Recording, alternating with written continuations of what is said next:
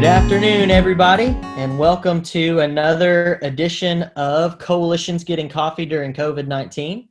Today we have with us Martha Baker. Martha Baker is the Ounce of Prevention Chairman and the Resource Manager for Morris County Collaborative. Martha, how are you doing this afternoon? I'm doing very well. Good, glad to hear it. Martha's been one of the biggest supporters of our coalition, and many of you know I'm still new to the area and new to the work, and she's been a huge blessing to me and the work and kind of getting me settled. So I appreciate the support that you've shown me, Martha. We're gonna start this interview off with some fun. I'm gonna ask you the same question I've been asking all of our coalition members, and that is for you to share with our audience today a fun, non-political, but somewhat controversial opinion that you hold, something that sets you aside from most other people.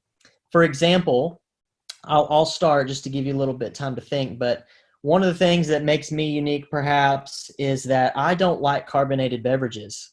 Since I was a little kid, I've never liked, I always called them fizzy drinks, and it has to do not so much with the flavor as much as the carbonation, that fizzy, that bubbly taste in my mouth. I've never really cared for it, and it's carried with me even into adulthood. So today I stay away from Coca-Cola and Dr. Pepper and pretty much all of those drinks, and that's something that a lot of people find kind of unusual.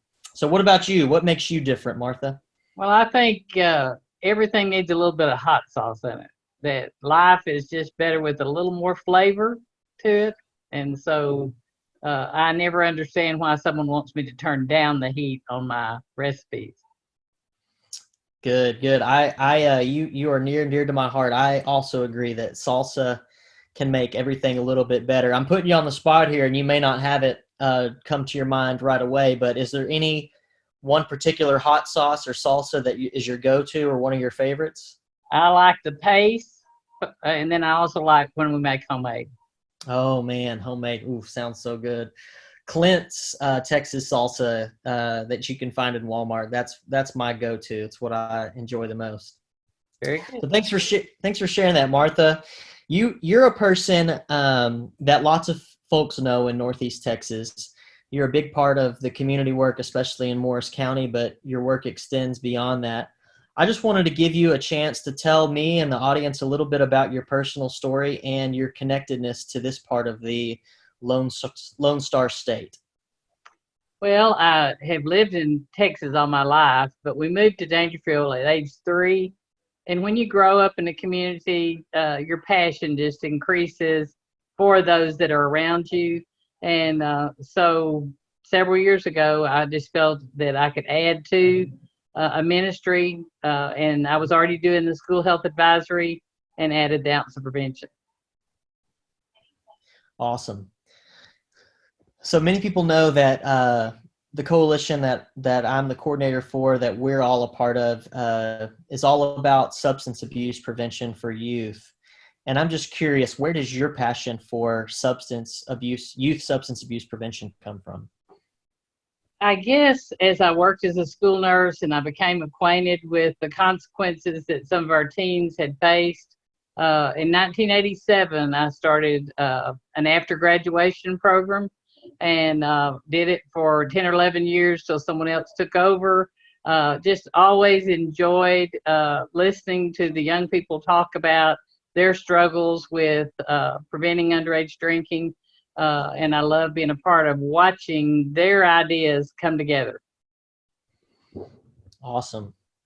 That's great. So we're in the midst still of the pandemic. There's still some shelter in place orders, although it does look like in the next few days, Texas maybe is going to begin opening up the state a little bit, which we're excited about. But how are you and the organization that you serve dealing with the pandemic? Well, even though we can't meet online, we can't meet in public. We've met online, and we've had numerous meetings where when our county judge wanted to put into action getting the word out, we're going to do some testing. He has it on his programs, but then he also asked me to use my emails that have been created in the network And then as the health departments, HHS, things that they want to share, they send to our community, and then I share that out. So even though it's not physically possible, we are able to connect through internet. That's great. Yeah. See, that seems to be the route that many of us are going, as indicated by this very interview that we're doing now, utilizing Zoom and staying connected from afar just through technology, which is a real blessing. There's no question that the coronavirus pandemic has placed a heavy burden on really all of the country, but I know we're not immune to that here in East Texas as well. However, I've really enjoyed asking this question to some of our coalition members, and that is, do you see a silver lining in the shelter-in-place order and some of the struggles that we're facing? Is there anything that you're aware of that perhaps we're relearning or maybe learning afresh, something positive that we can take away from the pandemic? I think it's caused us to look outward, even though we're not physically seeing each other, to know that there are real struggles going on. And we've asked the groups that I come in contact with to share any ideas that they have for how we might lift people's spirits and be more unified when we do come together, so that we realize we're all in it together. Right. Yeah, we definitely are. And that is a good point. It's one thing that I've also taken notice of. It seems that there is a greater awareness when you're told to stay home because you might get someone else sick. It just forces you to look outside of just your home and your family and remember that we're all in this together. We're all part of a community, and my behavior and decisions could potentially impact someone else's ability to make decisions and things like that. So that is a good reminder.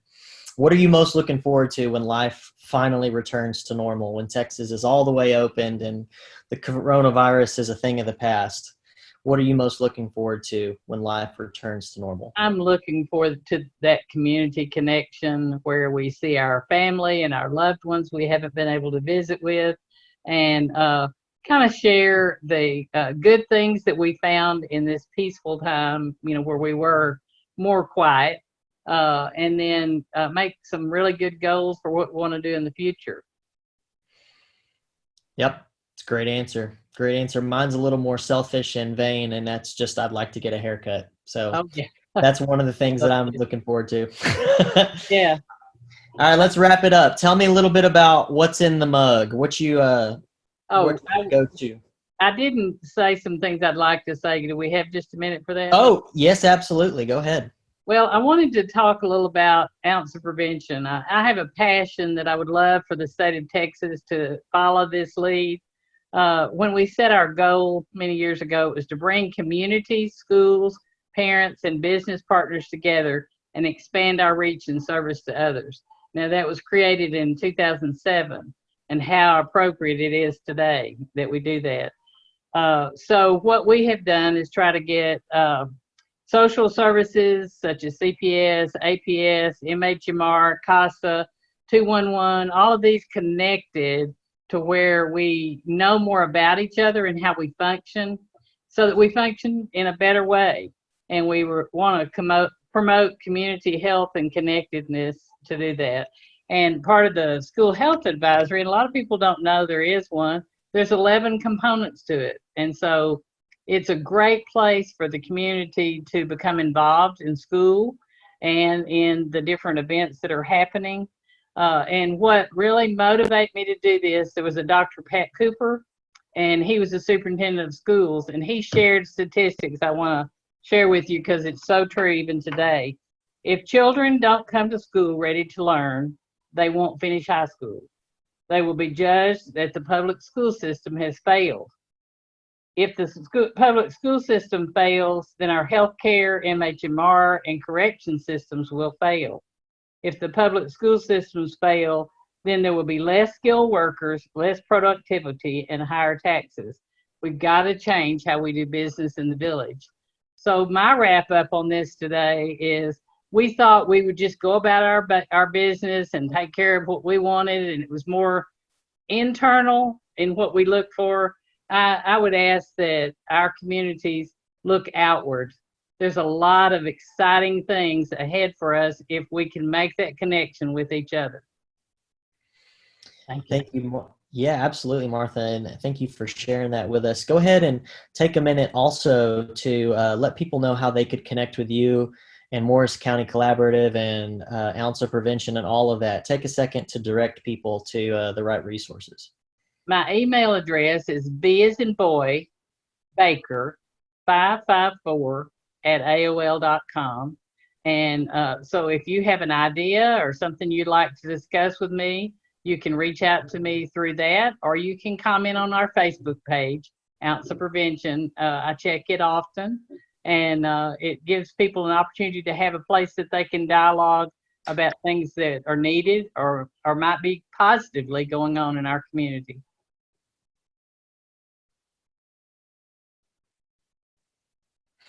Awesome. And we will also add a little description link for people to click on as they're viewing this via Facebook. So if you weren't able to catch that, we can share that information on the Facebook as well so people can find you.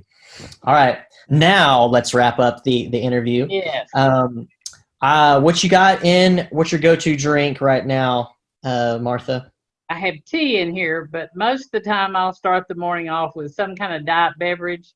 I love Diet Coke, Diet Dr. Pepper, Diet Mountain Dew, just something to give me a little bit of a boost for the day. But right now I'm drinking iced tea. Awesome. I thought about joining you in the non coffee, but then I decided, you know what, it's fine. There's really never a wrong time to have coffee. So I've got some Starbucks that I just put in the coffee pot here a minute ago, and just kind of as a joke, I've got the world's greatest mom mug that I'm sipping coffee out of this afternoon. I bet you've never met a nurse that does not drink coffee. You're probably right. My sister's a nurse, and I think she likes it. I'm trying to think of my nurse friends. Yeah. I would be facetious in saying that I have tried it, but I just never learned. So you are one of the few nurses that doesn't like coffee. Is that right? Yes. Well, there you go. That's another thing that's unique about you, huh? Yeah, it is. Yeah. It is. Not so much into coffee, but definitely into the hot sauce. I like it. Right. Well, Martha, thank you for taking the time to spend with us, and appreciate the work that you do on your own with Ounce Prevention in Morris County, as well as the support you give to the coalition. Thanks again for your time today. Thank you.